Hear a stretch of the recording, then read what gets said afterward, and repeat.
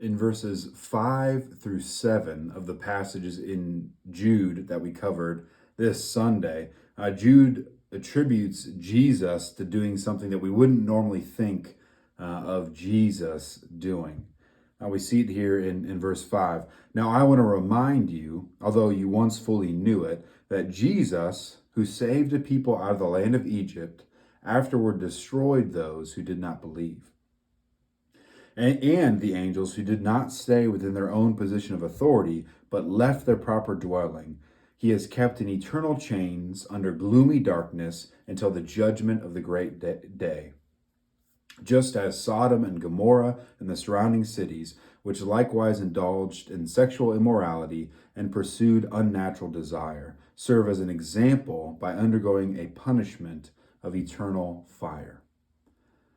And so there's lots of mystery and weird things at first glance going on in this passage. But the first question is, why are acts of God in the Old Testament, which we would normally attribute to God the Father, attributed to Jesus here in this passage? We see that Jude says that Jesus saved the people out of the land of Egypt.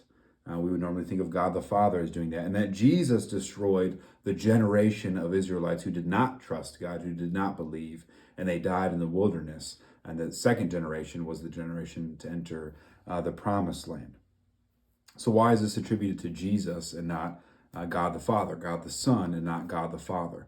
Well, first, it's important to note that there is a textual variant in this verse 5. And what is a textual variant? Well, of all the manuscripts that we have, all the copies that we have of this letter of Jude, there are some differences between the copies, and that this is true of every New Testament writing. There are differences in the copies, and so there's a whole science and an art behind just figuring out what the original said.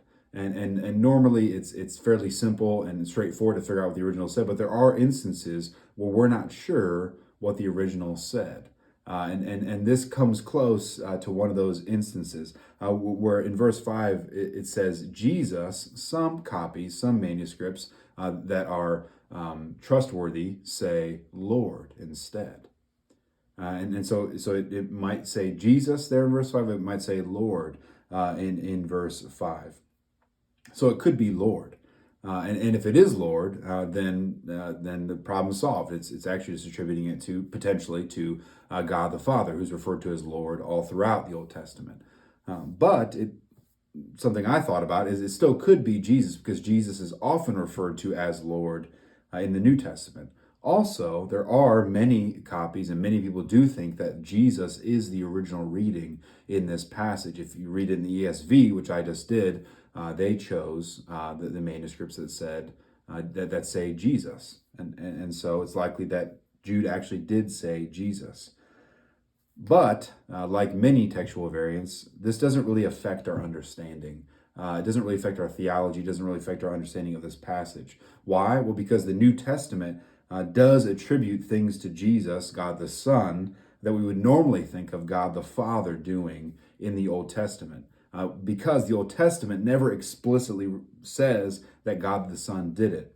They're just looking at the acts of God in the Old Testament through the lens of their knowledge of God the Son in the incarnation of Jesus Christ. And if you have an ESV study Bible, the ESV study Bible gives some examples of this in the New Testament. We see in Luke 24, 26 through 27, an example of something being attributed to Jesus that would normally be attributed to God the Father in the Old Testament.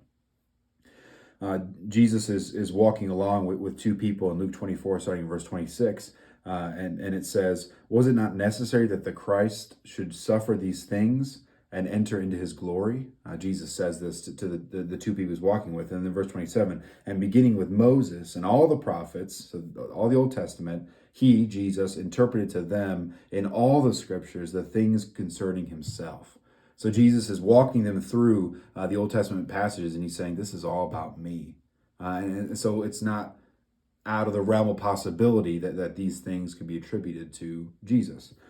John chapter 1, verse 3 says, "All things were made through him," about Jesus, "and without him was not anything made that was made."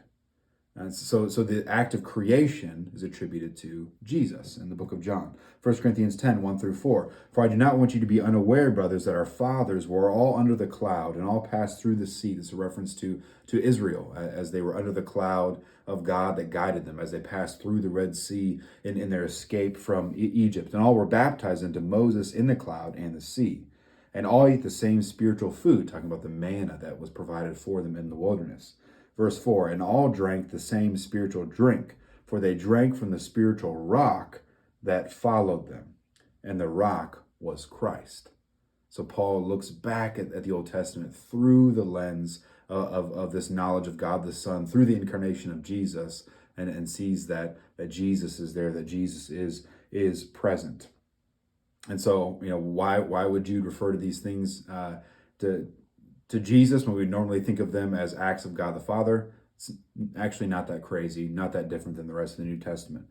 The important thing here is the lesson that Jude is trying to get across, the truth that he's trying to teach us.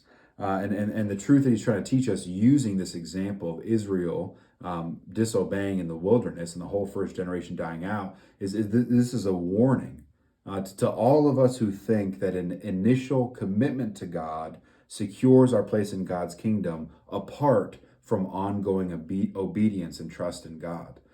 They had the initial commitment. They were saved from Egypt into the wilderness, but they failed to continue to obey God, and they never entered the promised land. Jude is saying, likewise, it's not just an initial commitment, it's initial commitment with ongoing obedience that's going to secure your place in God's kingdom. Now, what about the other parts of the passage that are weird and hard to understand? What about these angels? It says, and that Jesus also took these angels, back in Jude verse 6, who didn't stay within their own position of authority, but left their proper dwelling, and he now kept them in eternal chains under gloomy darkness until the judgment of the great day. What in the world is going on here? What is he talking about? Who are these angels? Are these demons? Does this mean that all demons are in chains, or some demons are in chains and they can't affect the world around us? What is this referring to?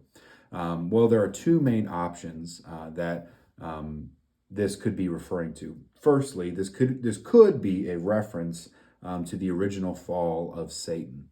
So when we pick up the Bible and we pick up the biblical narrative, Satan's already there. And things have not gone really wrong if you pick up Genesis chapter 1, but things have already gone somewhat wrong because God has an opponent. He has an accuser. Satan is already present. So something has already gone wrong. Satan has already fallen when we pick up the story of the scriptures, and we don't really know when that happened or exactly how that happened. Maybe this is a reference to that. That's a possibility. Second option is that this is a reference to something that occurs in Genesis chapter 6. This is more likely, in my opinion, what is being referred to in Jude. So Genesis chapter 6, starting in verse 1, this is before the flood account in Genesis. Genesis 6, verse 1. When man began to multiply on the face of the land, and daughters were born to them, the sons of God saw that the daughters of man were attractive, and they took as their wives any they chose. And so many think that this is a reference to this passage, that the sons of God is a reference to angels or angelic beings seeing the daughters of women and somehow making them their wives, as bizarre and as crazy as that sounds. And the reason why this is most likely what he's referring to is there's all these examples in Jewish literature around that time of people pronouncing God's judgment. And they did it in these pairs of three. It was always pairs of three when they talked about God's judgment. And you can see Jude doing that in this passage that we're looking at right now. He's talking about the Israelites in the desert. And then he talks about this scene with the angels and the gloomy darkness and the chains. And then he talks about Sodom and Gomorrah. Three different examples of God's judgment. Interesting thing is, and I read about this in Schreiner's commentary on Jude, is that in Jewish literature, including First Enoch, which if you watch the other video is relevant here, these three examples travel together all the time. There's all these references to Israel, to Genesis 6, and to Sodom and Gomorrah. They kind of show up a bunch in Jewish literature. So it's really likely that's what Jude is doing here, that he's doing what most Jews did in that time, referring to God's judgment, giving three examples of God's judgment, and specifically these three examples of God's judgment. Now, it's worth noting that not everybody interprets Genesis 6, 1 through 4 in this way. There's other ways to read Genesis 6, 1 through 4, but that's probably another topic for another day, and one of the most hard to interpret passages in the Bible. But again, the main thing is to hold on to the lesson that Jude is trying to get us to learn here, that these angels or these sons of God, they weren't submitting to the role that they were created to stay in. They went outside of the role they were created to stay in. Likewise, the false teachers that Jude is refuting, they refuse to submit to God's authority. And so the lesson here is we should accept and receive the place in the created order that God has given us, submitting to his authority. I hope this was helpful.